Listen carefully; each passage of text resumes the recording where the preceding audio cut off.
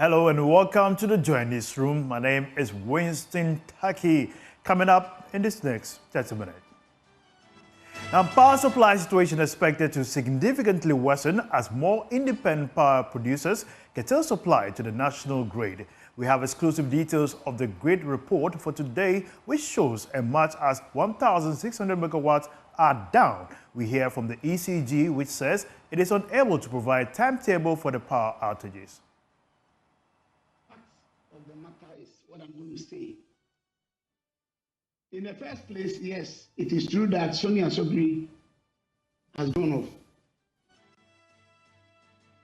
Also, the assurance from President Akufo-Addo as he vows to protect the country's democracy with 2 weeks to the general elections.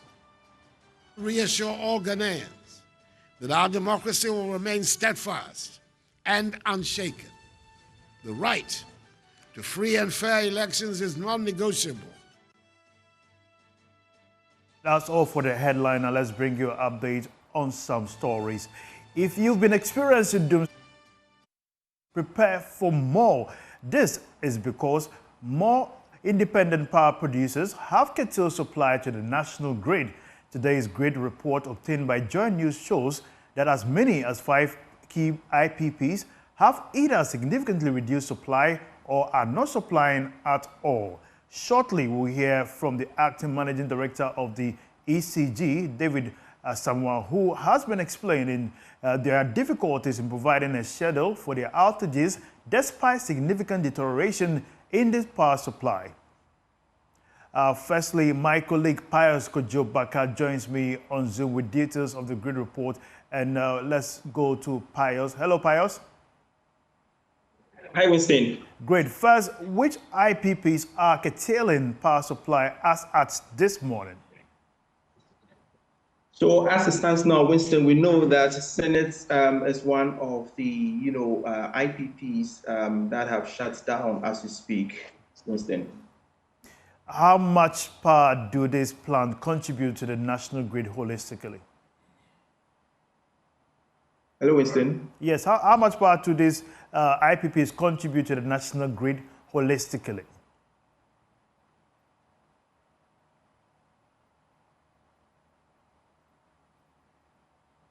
Perhaps how much the IPPs, the 5 IPPs holistically, how much do they contribute to the power grid?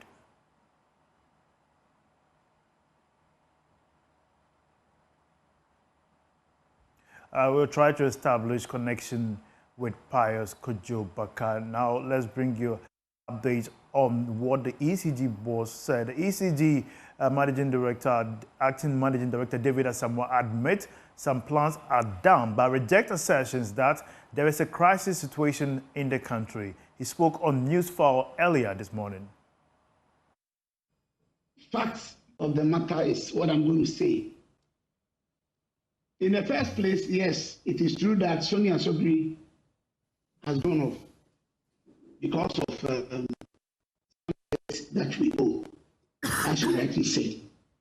But the truth is that I'm going to give you the figures as of today. Like I was talking about, I have Sonia Sobri off, which is not a secret, everybody is aware. Sonia Sobri has gone off because of death. But the good news of Sonia Sobri is that they are going to be back in the coming weeks because we are almost resolve the issue that made them go off. Almost. We started paying them. Then we are also paying on weekly basis, not monthly, on weekly basis. That has been, I've had that conversation with them. And to show good faith, we started paying to show that it is not just that we are talking, but we are acting on what we have agreed going forward. The previous month, October, we paid that week. Yes, we paid that week.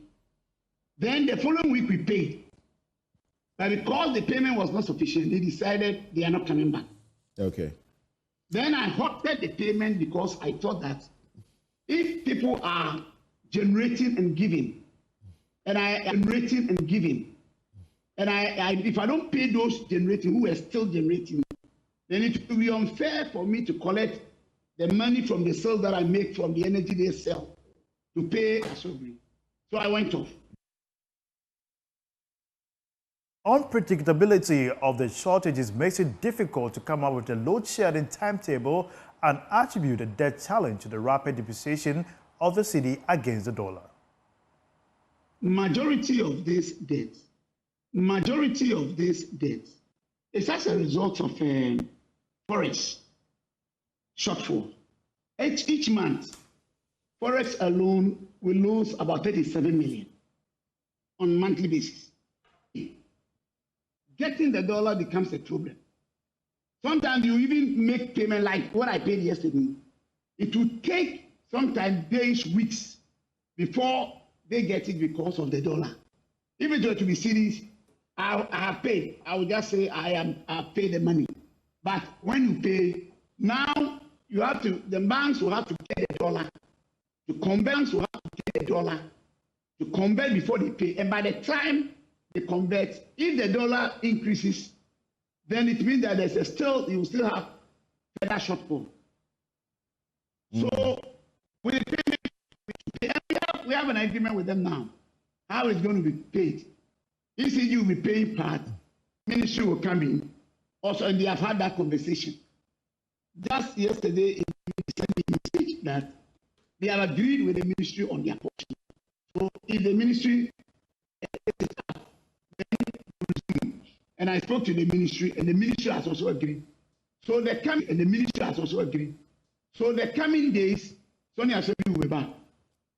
Not with. Now, let's go back to my colleague Pius Kojobaka for more update on the power outages that is likely to be experienced based on IPPs withdrawing their services. And now, my colleague Pius Kojobaka. Pius, what can you tell us about the report on this situation? All right, so Winston, first off, let me tell you the IPPs we are talking about who have shut down. We have Senate and also we have AXA as well. Kapa is also on shutdown as we speak now, and Amandi is off. Same way, we know by now, Sonon Asogli, as we do know, is also off. So basically, these are the 5 IPPs that are shutting down. So what expectation are we looking for to going into the next few weeks and based on this situation? All right, so Winston, even before I touch on that, we know that Senate, as we speak now, has 110 megawatts of power, and AXA has significantly reduced, its load by 370 megawatts. Same as Kapa with 450 megawatts power, which of course is currently down. And Amande is totally off as we speak now with 200 megawatts. And Sanana Sogli, which of course generates about 560 megawatts, is also off. So basically, these are the contribution in terms of their power distribution level, which we are seeing that it's off as we speak. Winston. Players, we appreciate your time here on the newsroom. Now, moving on, in an effort to boost Ghana's maritime and offshore oil and gas industries, President Akufo-Addo has inaugurated a $100 million state-of-the-art oil and gas terminal at the Takoradi port. The 20-hectare facility, fully funded by the Ghana Port and Harbours Authority, is designed to serve not only Ghana, but also the broader West African sub-region. With enhanced infrastructure and cutting-edge features, the terminal promises to position Takoradi as a key logistics hub for offshore oil and gas operations. The 20-hectare oil and gas services terminal at the Takoradi port represents a significant milestone in Ghana's maritime sector. Constructed through the reclamation of a portion of the sea, the facility features a 550-meter quay wall with a draught of 10 meters, allowing larger vessels to dock. It also boasts of 200,000 square meters of serviced land ready to accommodate oil field operators, logistics providers, workshops, and storage facilities. President Akufo-Addo, who commissioned the terminal, highlighted its importance in enhancing Ghana's maritime industry and solidifying the country's role in West Africa's offshore oil and gas operations. Takoradi Port is a pivotal gateway to these industries. It's been at the center of our strategic investments to retool and modernize its operations. The completion of the Takoradi Oil and Gas Services Terminal is a key milestone in these efforts.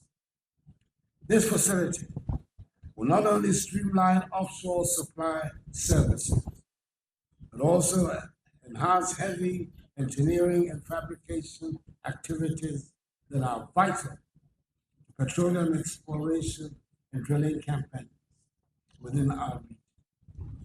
By offering a comprehensive suite of services, this terminal will strengthen Ghana's position as a competitive destination for oil and gas operations. Port officials explained that the terminal deepens berth from 4 meters to 10 meters, ensures it handles larger vessels for maintenance and logistic services. The Director General of the Ghana Ports and Harbour Authority emphasized the project's significance as a fully GPHA-funded initiative. Takoradi used to be a traditional export port of raw materials, manganese, bauxite, and cocoa. Thanks to you, you helped GPHA achieve the vision of transforming Takoradi also into a multi-purpose modern port, which is competing with Tema, and again having a specialized oil and gas facility that Tema doesn't even have. Today, importers and exporters in this country have 2 major modern ports for containers and all other types of cargoes to choose from. You can choose Tema or choose Takoradi. The Takoradi Port's oil and gas services terminal is expected to attract key industry players, bolstering Ghana's economic and enhancing the country's competitiveness in West Africa's oil and gas landscape. Today, we make another giant step to harness the resources to drive development and prosperity. This oil and gas services terminal is a concrete statement of government commitment to creating an enabling environment for the growth of the energy sector. You will all agree with me that the port of Takoradi has been the heartbeat of the region and is indeed the beacon of economic fortunes of the people of the Western region.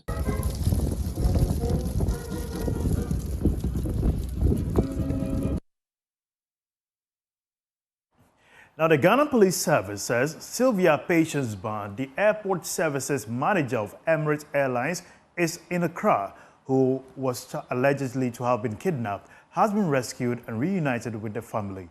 A statement by the police said they are continuing the research for the suspect behind this incident and assured the public that they will surely bring them to face justice. We would like to take the opportunity to thank all those who gave us pieces of information in the course of our rescue operations in particular, and the public in general for their support and cooperation, the police said.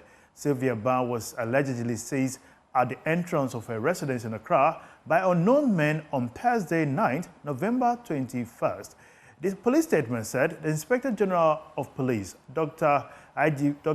George Akufo Dampari, has spoken to the victim and her family, and they are in good spirit, while a team of police medical officers and clinical psychologists have been assigned to assist the family during this critical time.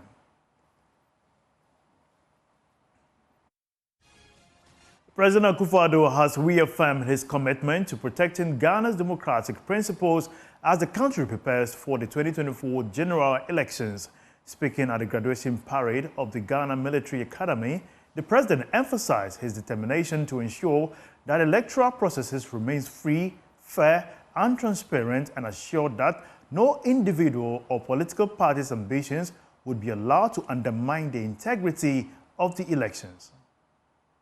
The military academy has imparted lessons on leadership, discipline, teamwork, strategic planning, and patriotism. These qualities will serve as the bedrock of your careers. The security landscape in our region is dynamic and at times unpredictable. From the threat of environmental degradation through illegal mining to the alarming southward movement of terrorism from the Sahel towards our borders, the challenges are complex and multifaceted. The armed forces must thus remain vigilant, adaptable, and prepared to confront these evolving threats with resolve. In 2 weeks, Ghana will once again demonstrate a democratic maturity through the conduct of free and fair elections. I urge you to discharge your duties with professionalism and neutrality, ensuring the safety and security of all citizens. I want to reassure all Ghanaians that our democracy will remain steadfast and unshaken. The right to free and fair elections is non-negotiable, and I'm committed to ensuring that the will of the people prevails in every election. No ambitions of any politician or political party will ever compromise the peace and stability that we as a nation have worked so hard to build and enjoy. The peace of Ghana is a sacred trust, and I pledge that as I transition from office, I'll do so with the utmost respect for our democratic processes, safeguarding the future of Ghana for generations to come. Also, the NDC presidential candidate John Mahama says all government agencies will purchase locally produced rice under a future NDC government. Speaking on the final day of his tour of the Eastern region, he said the party is committed to a rigorous policy promoting the consumption of made-in-Ghana goods. He also criticized the current government of reports that expired rice from India was allegedly served to senior high school students, saying it is unacceptable. Maxwell Agbogba has more.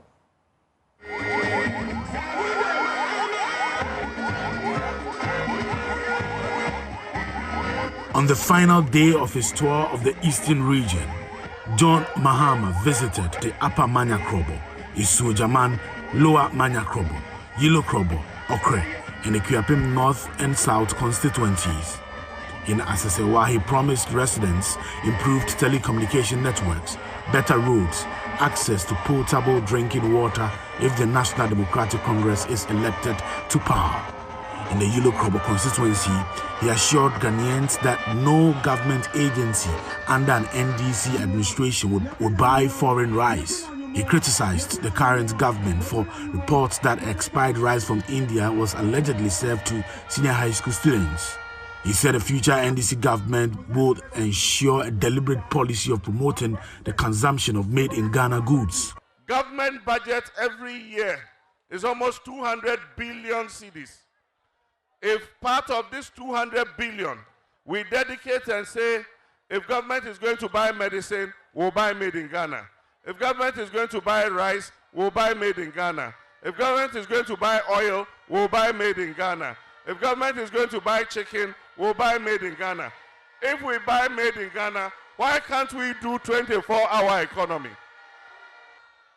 Unless we cut down our imports, we cannot rise as a nation. There are certain basic things that we can produce ourselves, but we are not supporting our people to produce it. The last time I went to Upper East, the farmers who farm rice there, they had excess rice that they didn't know where to take it. And yet, I come and hear that National Buffer Stock allowed somebody to import rice from India that had expired, and they came and rebagged the rice and served it to our children in secondary schools. When we have fresh rice from Fumbisi that nobody is buying, when government comes, no government agency will buy foreign rice. We'll all eat our local rice. We'll buy local rice.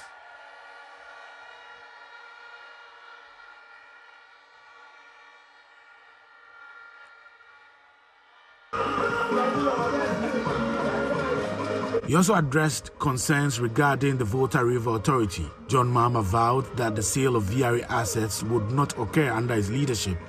His comments follow opposition from VRA staff to a draft bill proposing a merger between the VRA and the Baah Authority, which they claim is a precursor to privatization.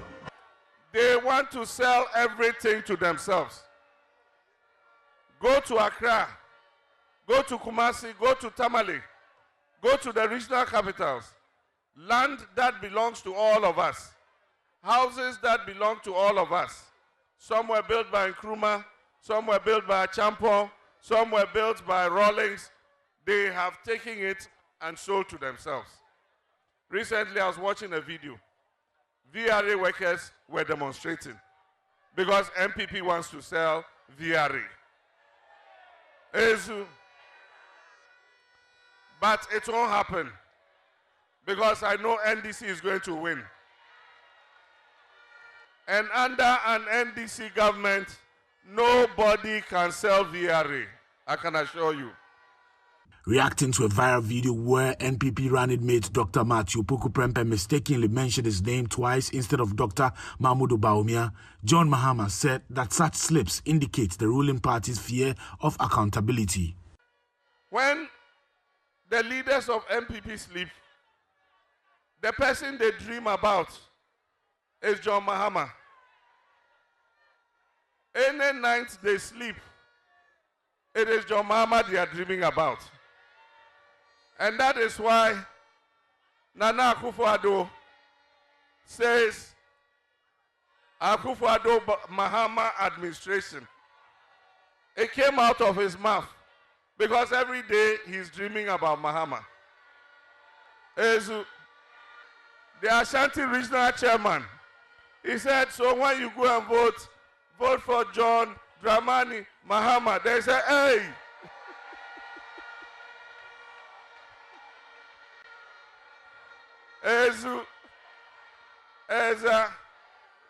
And just when I was coming here to Odumase, I saw another video. Their running mate, Napo, he was saying who they should vote for. So he said, vote for John Mahama. Then they whispered to him. He didn't hear. He said, so when you vote for Mahama. Then they said, no, Bawumia.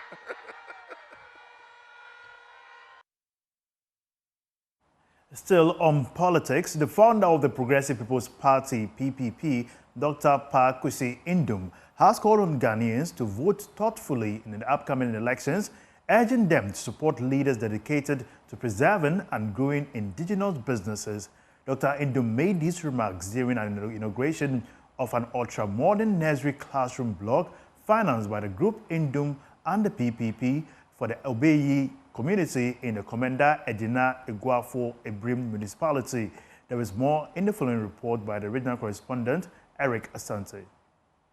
The new facility is fully equipped to support early childhood education with child-friendly classrooms, secure play areas, and essential learning materials. Addressing the gathering, Dr. Baah Indom emphasized the importance of quality education in building a brighter future for the Obeyi community. Education has been an important objective for myself, my family, for Group Indom, and also for us at the Progressive People's Party. If you look at it, everywhere we go, we do something that has to do with education. Just few days to the 2024 elections, Dr. Baah Indom stressed the importance of electing politicians who would prioritize the growth of local businesses. My mind is very clear. And it's not on any one political party. The point is that you do politics for the good of the people. You don't do politics that ends up collapsing businesses, for people to become unemployed or unhealthy or anything that is negative. So in my view, you're going to vote for someone who has demonstrated that they will help indigenous Ghanaian businesses to be firm, to do well.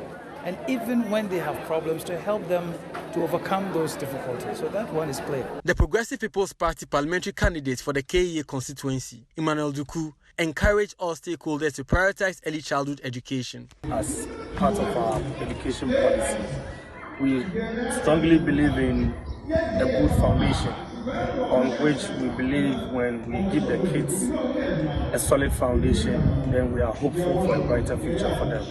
And it is on this grounds that Dr. Ingo, with his support, we've been able to give this edifice to the Abaye community to prepare the kids for a brighter future. The head teacher of the school, Madam Grace Aqua, expressed heartfelt gratitude to Group Indum and the PPP for the school block. And now that they have this facility, I think that it will really enhance the writing aspect. Now they have a table they can put it on and then write.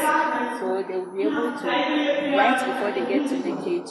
And it is going to help them and it's going to make the work of the teachers to be easy.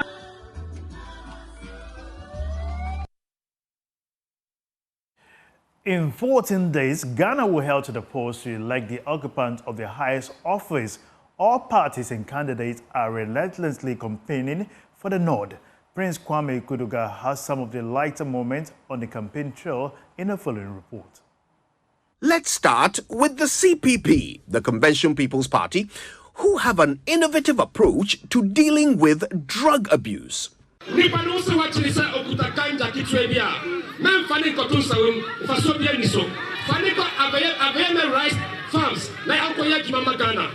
youth of this country, if CPP gets to power, there will be no incarceration for the possession of cannabis. But the CPP isn't holding back on their rivals either. Alan Tremanting has been called out by the party. The reason? Listen to Sylvester Sapong, the CPP campaign spokesperson. That Mr. Alan Tremanting is best friends with President Akufo-Addo and also the Vice President, Dr. Bawumia, for 8 years, almost 8 years. He sat in the same cabinet room with them. Every day, when they were making decisions and also eating salad, he was eating the salad some. You understand? If say Nipana Ojina Mahomono, Sikana Taho, Encho the Beba, Oba Munjindi, Namonto Sanyum no, Yedi, oh.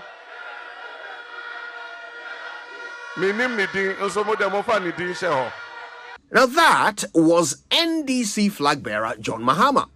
But wait, why was he apologizing to the clergy here?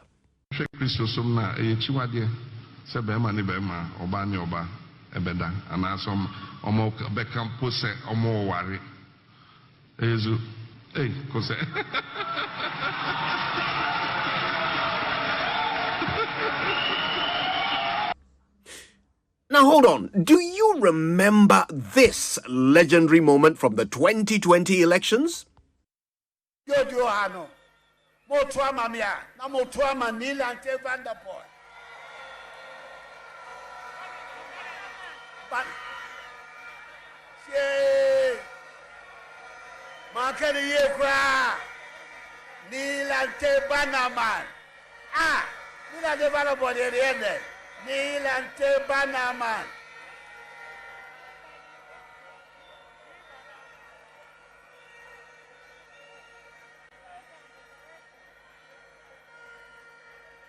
I'm asking the gods of English to pardon me, Manufong Basa Basa Basa. Masada.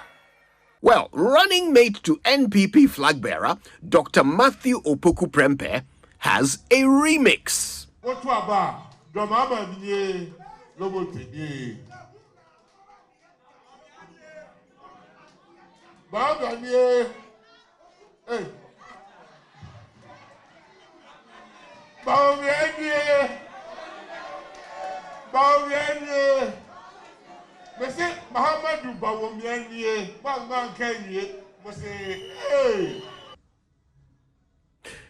As Ghanaians gear up to cast their votes, the campaign trail continues to serve up drama, laughter, and promises. each party hoping their own mix of jabs and humor will win hearts and ballots. Prince Kwame Kudoga's report for Joy News. Expect more election coverage here as we are the head of election headquarters, bring you up-to-date information on all is happening across the regions. Now we take a break. We have more news for you after this. Stay tuned.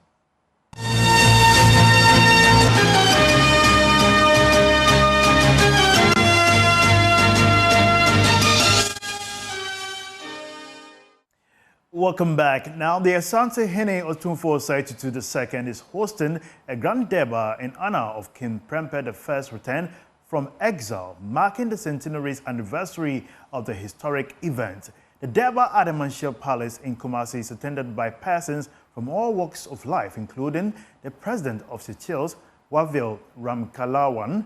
This 100-year anniversary celebration of King Prempeh's return from exile in Seychelles is to underscore the unity of the Ashanti Kingdom post-colonialism while bringing descendants of the former Ashanti Kingdom back to their roots. Nenabwati Dankwa-Yadom joins us live from the durbar grounds at the Manship Palace.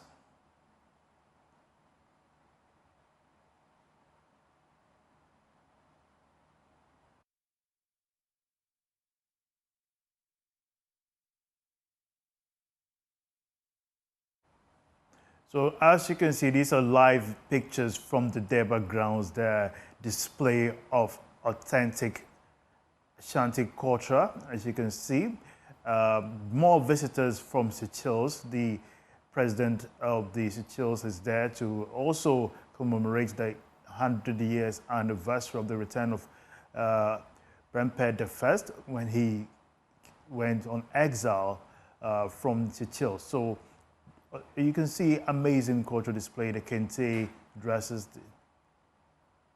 Yes, so the Asante Otumfuo Osei II is hosting this durbar to honor the King Prempeh I's return from exile.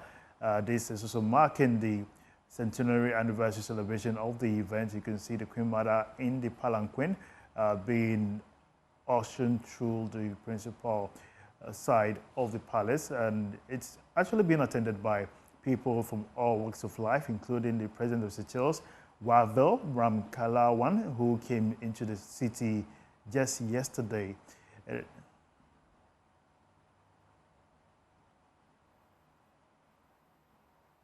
We apologize for the part in quality there, but we'll go back to the Manship Palace again and for you to witness what is happening there with regards to the 100 years of celebration, which a particular culture tells us of a lot of things that has happened, the relationship between culture and the post-colonialism happened between those then. I will go back to there shortly. Now let's bring you another very interesting story.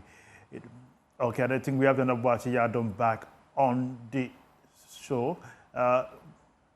Okay, all right. Nenabwati, you're live on Joy News now. Tell us what is happening there.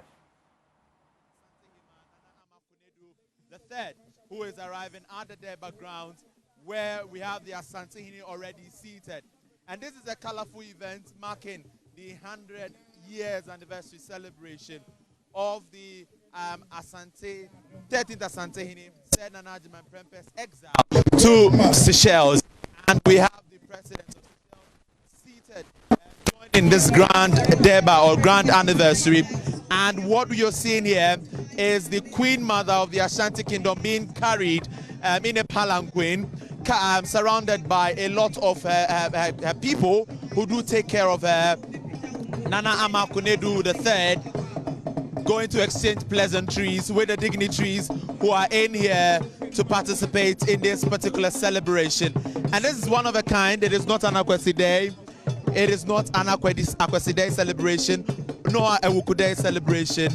But you can see a durbar currently ongoing, which is showcasing the culture of the Ashanti Kingdom. The Asantehene Otumfuo Osei II is beautifully seated. Would speak to the ambassador, Ghana's ambassador to Seychelles, and then Seychelles ambassador to Ghana, and we would hear their perspective as to what this particular event means to both countries, i.e. Ghana and Seychelles, and even in particular the Ashanti Kingdom and Seychelles. We know that from yesterday's symposium, we realized that there are descendants of the Ashanti Kingdom who are situated in Seychelles, and that makes it very, very much important for the Asantehene to hold this particular event, to get to see the descendants of the Asantehene, Nana Adjman Prempeh, come back to their roots here in the Ashanti Kingdom. And that is why we are observing this colorful event. And right behind me are members or delegations who led or joined the president of Seychelles to the Ashanti Kingdom. You can see Ghana's ambassador to Seychelles and then Seychelles ambassador to Ghana joining this whole event. We have the president of Seychelles seated with his wife, and the former president, John Agyekum Kufuor, also joining this celebration. You can see the former president and also Ghana's Minister for Foreign Affairs, Shirley Ayoko Boche, and also the mayor of Kumasi, Samuel Pine, alongside the leader and presidential candidate for the Movement for Change, Alan Kojo Chermantin, also seated over there. And so these delegations are joining the celebration that is currently ongoing here in the Menchia Palace. It is the 100 years anniversary celebration of King Nana Adjman Prempeh, the second exile in Seychelles. We all know that 120 years ago, the British broke into the Ashanti Kingdom and made way with some items in the Ashanti Kingdom. They did not just go alone, they went with the Asantehene, Sir King Nana Adjman Prempeh. You can see the president of Seychelles leading his delegation, moving in to greet the Asantehene, Otumfuo Osei Tutu the second. I'd want to engage the commissioner to Seychelles on what he thinks he makes of this so far. All right, we would have to do that particular engagement later, but you can see the president of Seychelles making his way to where the Asantehene is seated, and he's going to exchange pleasantries with the Asantehene. The 100 years anniversary celebration currently going on here in the Menchia Palace. This is a one-of-a-kind event, a colorful one that has chiefs and kings all over the world joining and watching, observing this particular celebration. Dimampohene, who is the right-hand man who stands in for the Asantehene in his absence, is seated here with the Mampohima alongside other king or chiefs and other queen mothers. The Asantehene, we also know, got in not long ago, and she is also seated. You can see the president of Seychelles and his wife exchanging pleasantries with the Asantehene, Otumfuo Osei Tutu II. As I said earlier, let me mention again or reiterate that this event is being graced by the former president of the Republic of Ghana, John Agyekum Kufuor, alongside the Ghana's High Commissioner, or Minister, I must say Minister for Foreign Affairs, Shirley Ayoko Boche, and also the leader for Movement for Change, Alan Kojo Chermantin, and also some members of the New Patriotic Party who are expected to be here in no time. But we are at the Menchia Palace observing the 100 years anniversary celebration of King Adjman Prempeh's exile in Seychelles. The president of Seychelles has exchanged his pleasantries. There bringing us updates on what is happening in the Menchia Palace to mark the 100 years anniversary of the return of Adjman Prempeh there. So we'll bring you more updates in our subsequent bulletin. We take a break. When we come back, still more updates here on the JoyNews Room.